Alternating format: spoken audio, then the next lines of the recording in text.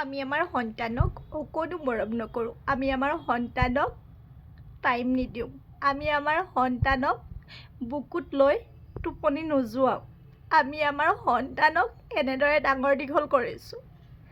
আমি বৰ্তমান আছোঁ বেংগলোৰত, আৰু বেংগলোৰত আমাৰ সন্তানে আমাৰ বাবে বাট চাই চাই এনেদৰে বিচনাত টোপনি যাব লগা হয়।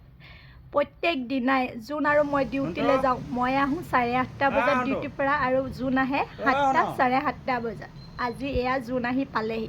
পায়ে জোনে অকণমান ভিডিঅ' কৰি মোলৈ পঠাই দিছিল। মই ভিডিঅ'টো চাই দুচকুৰে চকুৰ পানী ইমানেই বেছি বৈ গৈছে, মই ধৰি ৰাখিব পৰা নাই।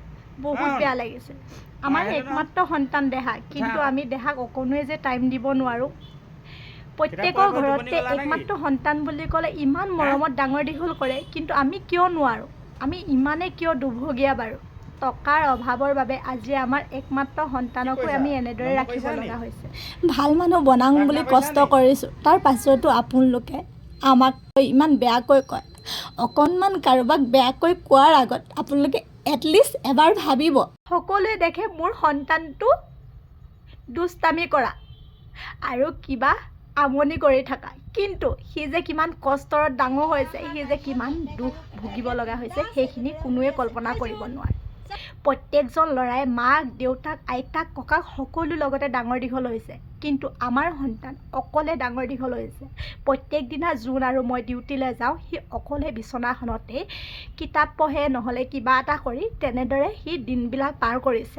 এতিয়া তাৰ 12 বছৰ কমপ্লিট হ'ল।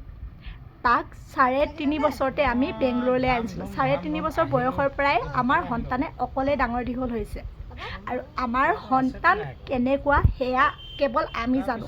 সি কিমানখিনি কষ্টত ইমানটো হৈছেহি, কিন্তু সকলোৱে কয় যে সন্তানক অকণমান শাসন কৰা, সন্তানক অকণমান গুৰুত্ব দিয়া, তোমাৰ সন্তানটো বেয়া। কিন্তু আমাৰ সন্তান বেয়া নে ভাল সেইটো আমি জানো।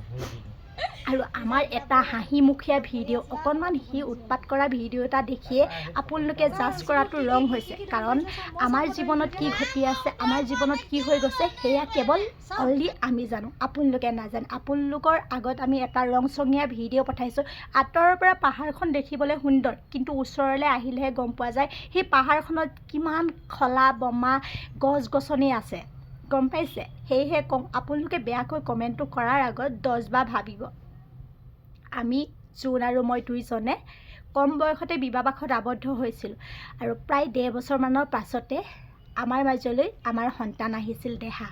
আৰু দেহা অহাৰ পাছতে, যিহেতু আমি কম বয়সতেই বিয়া পাতিছিলোঁ, আমাৰ হাতত টকা পইচা বহুত অভাৱ আছিল, আৰু দেহাৰ অহাৰ লগে লগে আৰু অভাৱ বাঢ়ি গ'ল। সেয়েহে আমি বেংগলোৰত থাকি